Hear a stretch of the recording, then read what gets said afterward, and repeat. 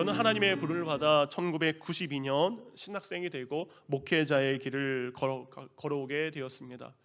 그때 시작된 목회자의 삶을 살면서 지금까지 행복하고 기쁘고 감사한 일이 있었지만 하나님께 너무나 죄송하고 그리고 제 마음 가운데 너무나 가슴 아팠던 한 가지의 일, 그 일을 통해 저는 후회를 한 적이 있습니다.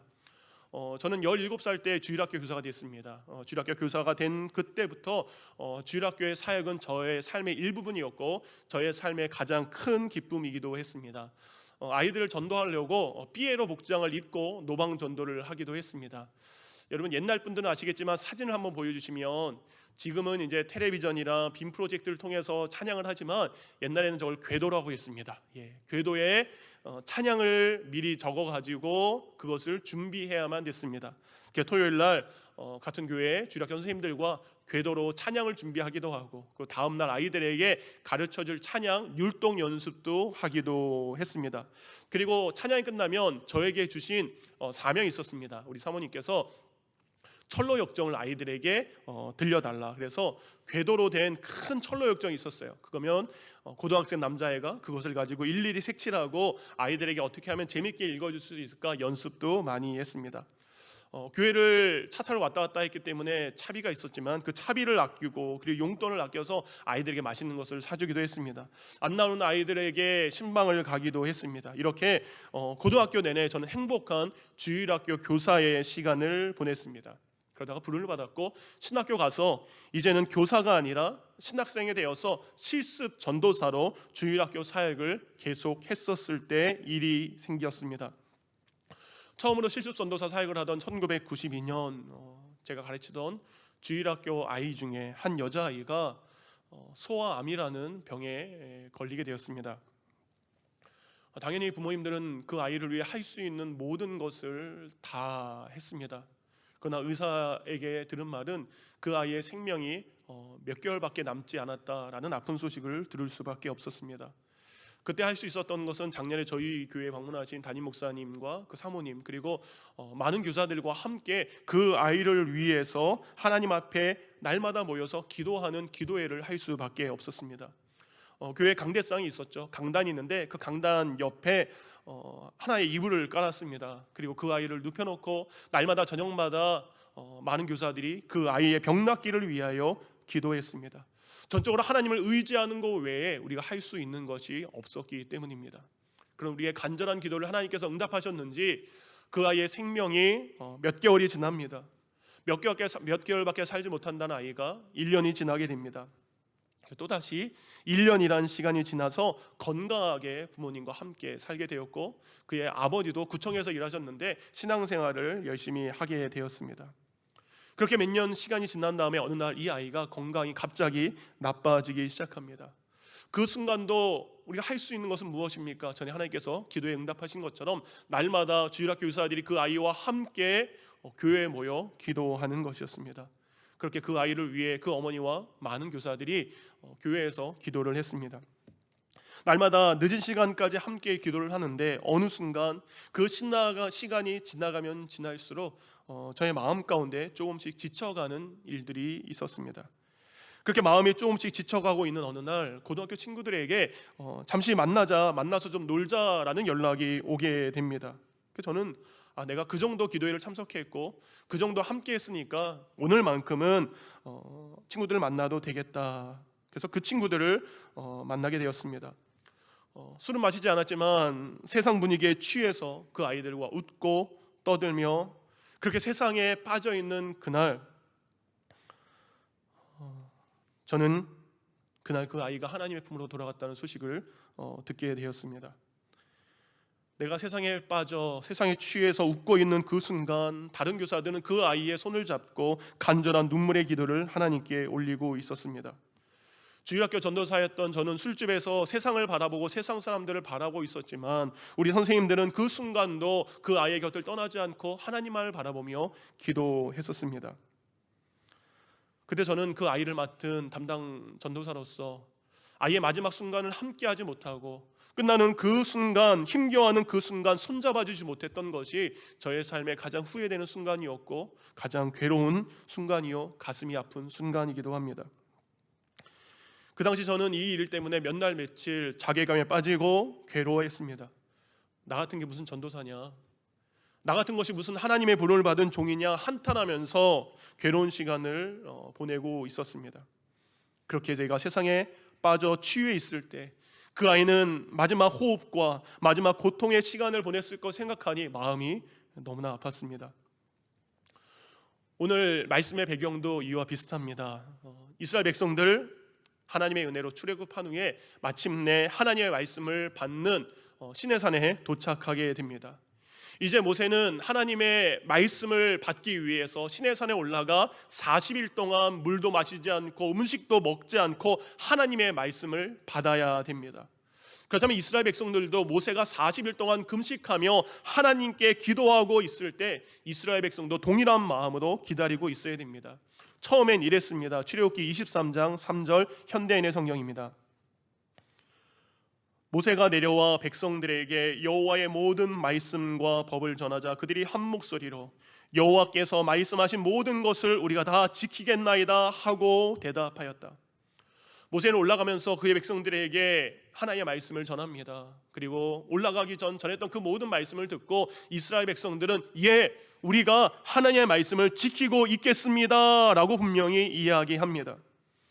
그렇게 하나님의 말씀을 지키겠노라 라고 했지만 그는 순종하겠다라고 다짐했지만 그들의 약속은, 그들의 순종은 오래가지 못했습니다. 이제 80이 넘은 모세는 하루 종일 아무것도 먹지 못하고 마시지도 못하면서 40일 동안 하나님의 말씀을 시내산에서 받고 있는 그 순간, 바로 그때 이스라엘 백성들은 시내산 아래서 금송아지를 만들기 시작합니다. 그리고 거기에 절합니다. 그리고 그것과 함께 먹고 마시는 축제를 벌이기 시작합니다. 여러분, 시내산에서 하나님께서는 이스라엘 백성들을 위해서 우상을 만들지 말고 절하지 말라라는 그 계명을 친히 돌판에 새기고 계시는 그 순간입니다. 근데 그 순간 산 밑에서는 이스라엘 백성들이 우상을 말하고 그것과 절하고 취하고 난잡하게 뛰놀고 있는 모습을 성경 출애굽기 32장 6절을 현대인의 성경은 이렇게 기록하고 있습니다.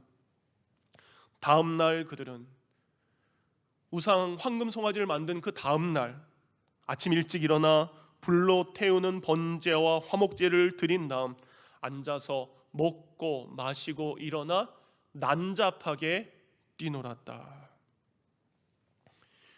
이렇게 이스라엘 백성들은 하나님과 맺은 언약을 먼저 그들 스스로 깨뜨리게 됩니다.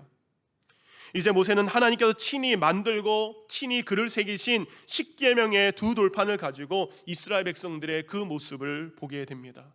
그리고 그 모습을 본 후에 출애굽기 32장 19절 현대인의 성경은 모세의 모습을 이렇게 기록하고 있습니다. 모세는 야영지 가까이 와서 송아지와 춤추는 사람들을 보고 화가 치밀어 올라 산 기슭에 그 돌판을 던져 깨뜨려 버렸다. 모세는 하나님께 받은 이 돌판을 깨뜨렸다는 것은 이스라엘 백성들의 저 모습을 통해 하나님과 이스라엘 백성들의 언약이 깨어졌다는 것을 보여주는 사건입니다. 이제 하나님은 그 가증스러운 일을, 그 난잡한 행동을 한 이스라엘 백성들을 심판하려고 합니다. 그러자 모세도 하나님 맞습니다. 저들은 심판받아 마땅합니다. 저희들에게 무거운 진노를 내리십시오 라고 말하면서 심판의 구경꾼으로 있던 것이 아니었습니다. 오히려 모세는 그들의 잘못을 자신의 마음에 품게 됩니다. 자신의 가슴에 품고 그 순간 하나님 앞에 엎드려 간절한 기도를 드리기 시작합니다. 신명기 9장 25절 26절 세번역 성경입니다. 그때 주님께서 당신들을 멸하시겠다 하셨으므로 나는 주님 앞에 여전히 밤낮 40일을 엎드려 있으면서 주님께 기도하여 아뢰었습니다. 주 나의 하나님, 주님께서 이 백성을 강한 손으로 이집트에서 인도하여 내시고 주님의 그 큰 힘으로 속량하셨으니 주님의 백성인 이 백성을, 주님의 소유인 이 백성을 멸하지 말아 주십시오. 여러분, 한글 성경에는 멸하지 마시옵소서라는 게 맨 마지막에 나왔지만 히브리 성경을 보면 멸하지 마시옵소서라는 간절한 기도를 가장 먼저 한 것을 알 수 있습니다. 그렇게 모세는 40일 동안 하나님 앞에 계속해서 엎드립니다. 아침에도 낮에도 밤에도 그가 간구하는 것은 하나입니다. 하나님, 주의 백성입니다. 이들을 멸하지 말아 주시옵소서. 이들은 마땅히 멸망당해야 될 백성이지만 하나님, 다시 한번 이들을 용서하여 주시옵소서. 모세의 간절한 기도가 40일 동안 아침과 점심과 저녁 내내 하나님께 올라가게 됩니다. 그리고 하나님은 그 모세의 40일간의 간절한 기도를 통해 이스라엘 백성들을 용서해 주셨습니다. 그리고 오늘 본문 신명기 10장 1절이 시작됩니다. 1절은 그때에 라고 됩니다. 곧 하나님께서 다시 한번 이스라엘 백성을 용서하신 그때에 주신 말씀입니다. 현대인의 성경으로 읽어드립니다. 그때 여호와께서 나에게 이렇게 말씀하셨습니다. 너는 처음 것과 같은 두 돌판을 다듬어 가지고 산으로 올라와 나에게로 나오너라. 그리고 그것을 넣어둘 나무 상자 하나도 만들어라.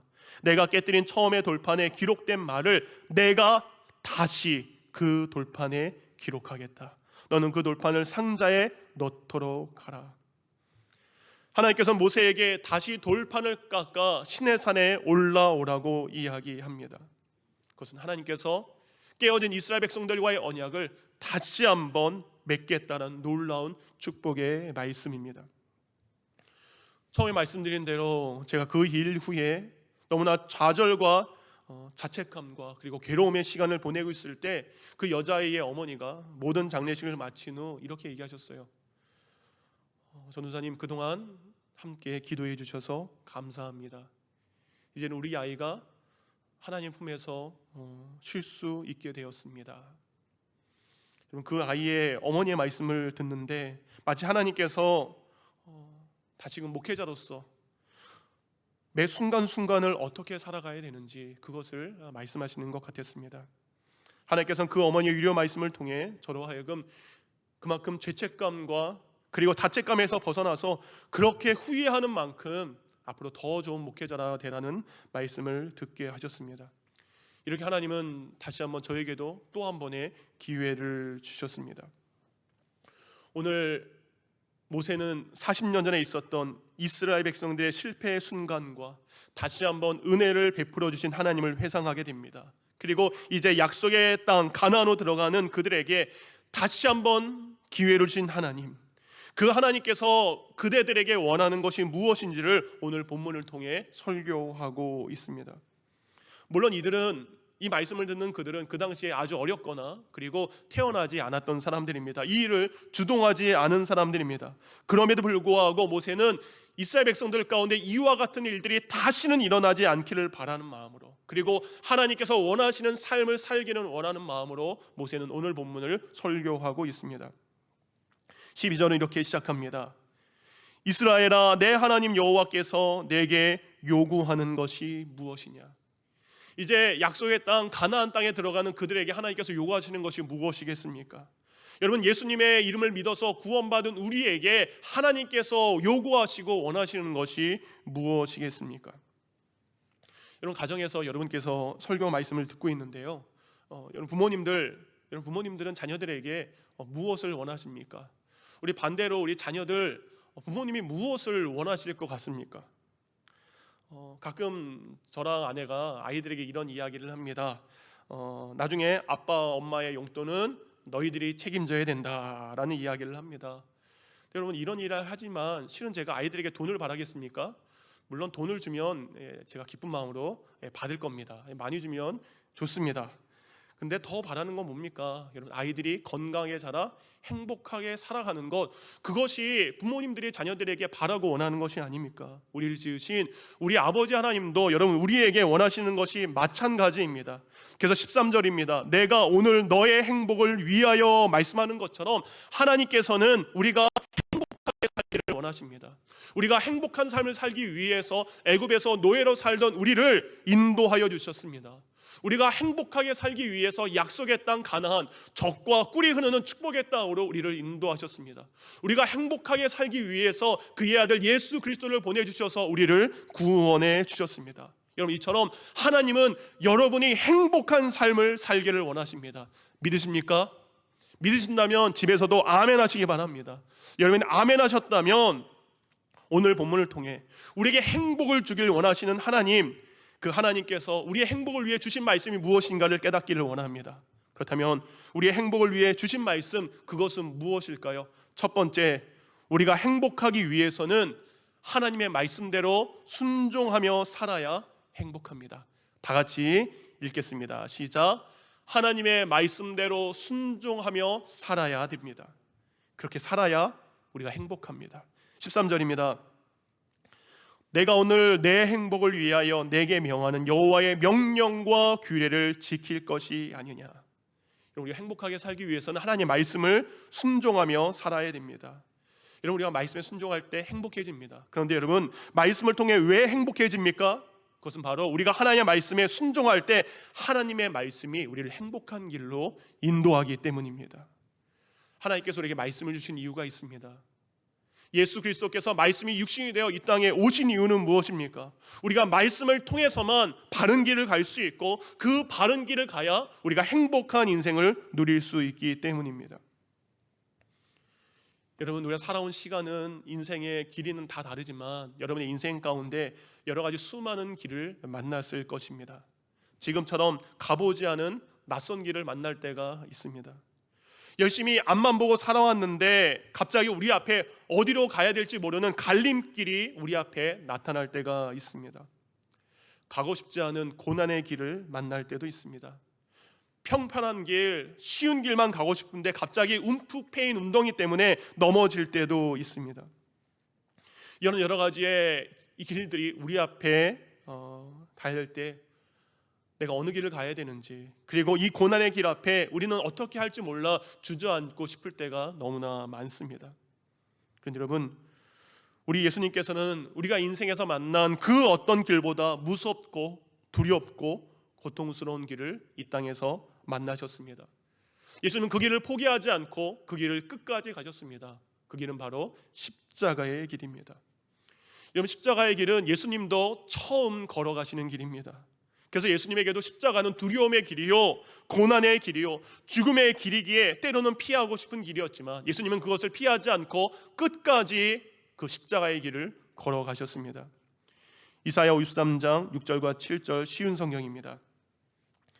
그때에 우리는 모두 길 잃은 양과 같아서 저마다 각각 제 갈 길로 흩어져 갔지만 주께서는 그에게 우리 모두의 죄악을 지게 하셨다. 그는 우리 모두의 죄악을 홀로 짊어진 채 모진 학대와 고문을 당했지만 끝내 입을 열지 않았다. 마치 도살장으로 끌려가는 어린 양처럼 잠잠하였고 털 깎는 자 앞에 선 어미 양처럼 입을 열지 않았다. 우리가 가야 될 길을 가지 않고 각각 제멋대로 제 길로 살고 방황하고 있을 때 우리 예수님께서는 우리에게 바른 길을 인도하기 위해서 십자가의 길을 걸어가신 것입니다. 왜 그렇습니까? 그 십자가의 길이야말로 하나님의 말씀이었고 하나님의 뜻에 순종하는 길이었기 때문입니다. 이사야 53장 10절 현대인의 성경입니다. 예수께서 말씀하신다. 그가 상처를 입고 고통을 당한 것은 내 뜻이었다. 왜 아버지 하나님은 사랑하는 독생자들 예수 그리스도가 상처와 고난을 당하는 십자가의 길을 걷게 하셨습니까? 그건 여러분, 그 고난의 길 뒤에, 그 십자가 길 뒤에 모든 사람을 위한 영광의 길, 모든 사람을 위한 행복의 길이 그 뒤에 있었기 때문입니다. 예수님은 하나님께서 걸어가라 하는 그 십자가의 길을, 그는 잠시 동안의 고난의 길이지만 예수님은 아셨습니다.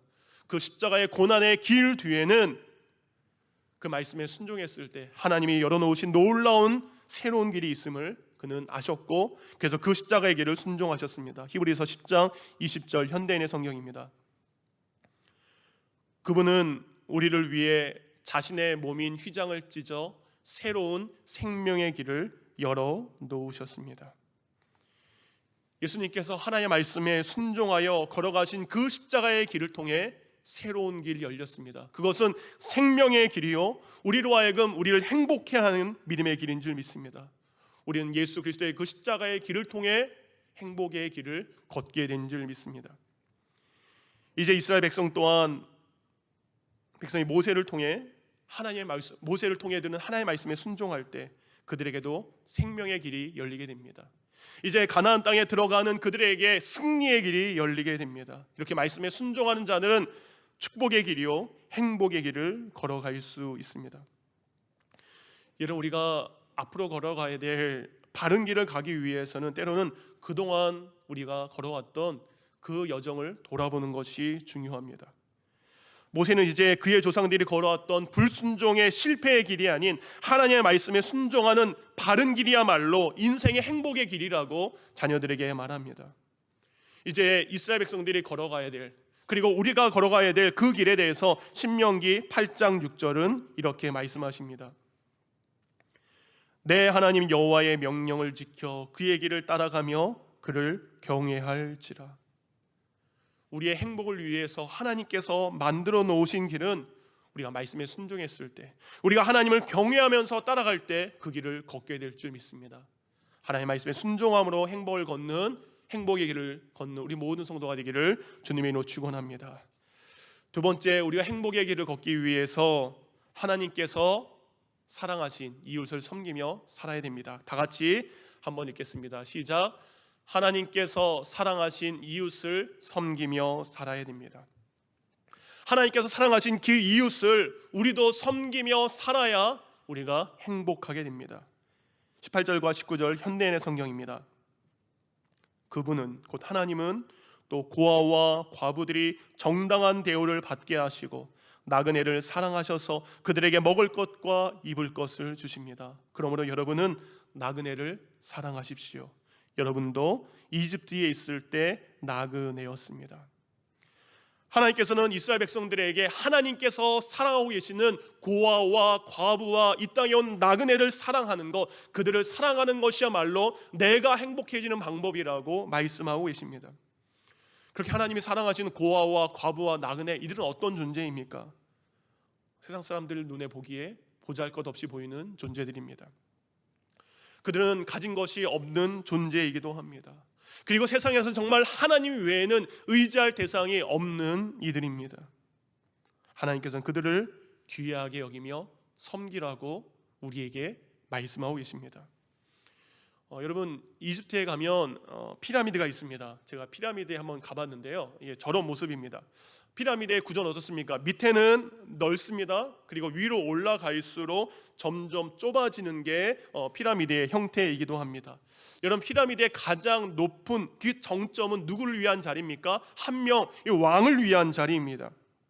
여러분, 그래서 이 세상의 왕들은 가장 높은 곳에 서기 위해서는 그 땅에 있는 모든 사람들을 자기 밑에 두어야 됩니다.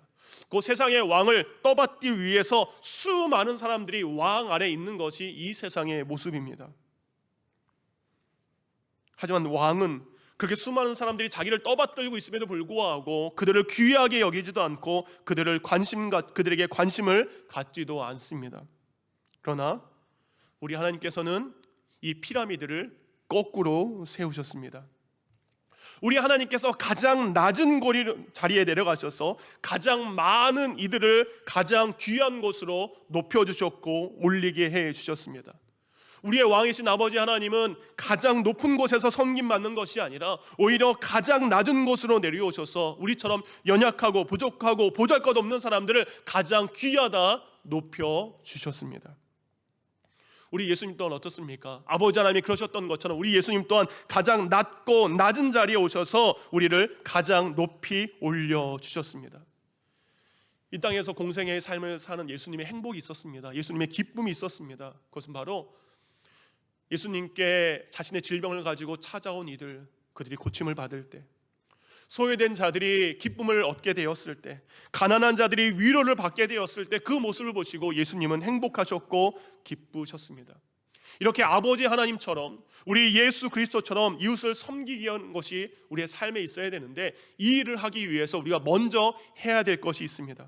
16절에 보니까 너희가 마음의 할례를 행하고 다시는 목을 곧게 하지 말라라고 이야기합니다. 여러분, 이웃을 섬기며 자신의 것을 나누기 위해서는 우리가 마음의 할례를 받아야 되고 목을 교만하게 곧게 하면 안 됩니다. 할례라는 것은 우리의 신체의 일부를 잘라내는 것입니다. 내 것을 잘라내지 못한 사람들은 다른 사람들에게 자신의 것을 섬기거나 나눌 수 없습니다. 목이 곧아서 교만한 사람은 결코 다른 사람들을 귀하게 여기지 않기 때문에 자신의 것을 그들의 일로 섬길 수 없게 됩니다. 제가 한국에서는 아무 생각이 없다가 미국에 와서 이민자로 살다 보니까 한국에 있는 이주 노동자들을 생각할 때가 참 많습니다. 옛날에 이분들을 볼 때는 관심이 없거나 때론 불편하기도 하거나 아니면 익숙하지 않은 모습으로 그들을 바라보기도 했었던 것이 사실입니다. 그런데 미국에 살면서 그들의 이야기를 가끔 듣습니다. 월급도 받지 못하고 온갖 수모를 당하면서 월급 한 푼 받지 못하고 쫓겨나는 이주 노동자들의 이야기를 들을 때마다 참 가슴이 아프게 됩니다. 근데 더 가슴 아픈 뉴스를 들은 적도 있습니다. 크리스찬이라고 하나님을 믿는다라고 하는 사람들이 어느 날 피켓을 들고 그 사람들을 추방해라, 그 사람들을 쫓아내라 하는 시위를 볼 때 더 가슴이 아프게 됩니다. 불법이든 불법이 아니든 가족을 위해서 정든 고국을 떠나 한국 사람들이 하려고 하지 않는 온갖 굳은 일을 하는 이주 노동자들, 세상 사람들은 멸시할 수 있지만 우리 그리스도인들은 오히려 그들을 귀하게 여기며 섬기며 도와주는 것이 우리의 마땅한 모습이 되어야 됩니다. 지난달 3월 23일 밤 12시에 카자흐스탄에서 온 이주 노동자 알리 씨가 강원도 양양에 있는 자기 집으로 가고 있었어요. 3층 원룸 건물이어서 수많은 사람들이 거기 살고 있었습니다. 자기가 살고 있는 3층 건물 3층에 불이 난 것을 발견하게 됩니다. 그리고 그는 도망가지 않습니다. 불이 난 건물 2층으로 뛰어 올라가기 시작합니다. 그리고 서툰 한국말로 불이야 불이야 라고 외칩니다. 계속해서 방문을 두드렸지만 누군가는 열고 나왔지만 방문에 별다른 반응이 없는 사람들이 너무나 많았습니다. 그는 주저하지 않고 밖으로 나갑니다. 그리고 가스 배관과 그리고 TV 케이블을 잡고 2층으로 올라가서 유리창을 깨고 그 안으로 들어가서 사람들을 구출했다라고 합니다. 이 과정에서 우리 알리 씨는 목과 등과 손에 2도에서 3도의 중증 화상을 입게 되었다라고 합니다. 실은 알리 씨는 불법 이주 노동자입니다.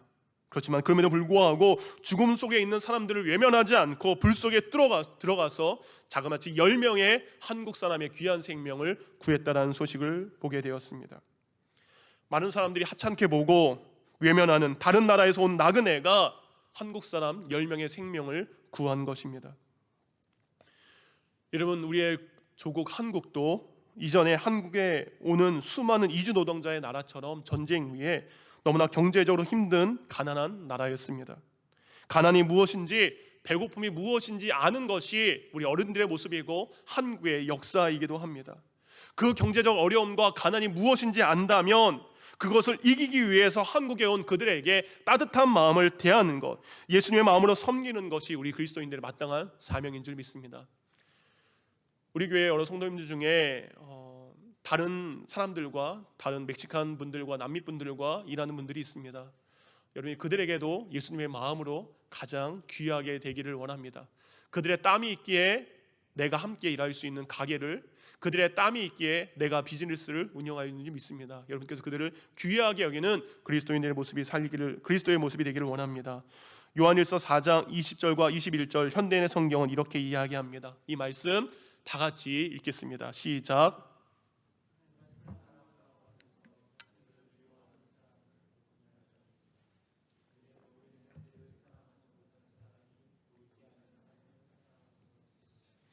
하나님을 사랑하는 사람은 형제도 사랑해야 됩니다. 우리는 이 계명을 예수님에게서 받았습니다. 우리를 구원하신 예수님께서 우리에게 또 다른 계명을 주셨습니다. 그것은 이웃을 사랑하며 섬기는 것입니다.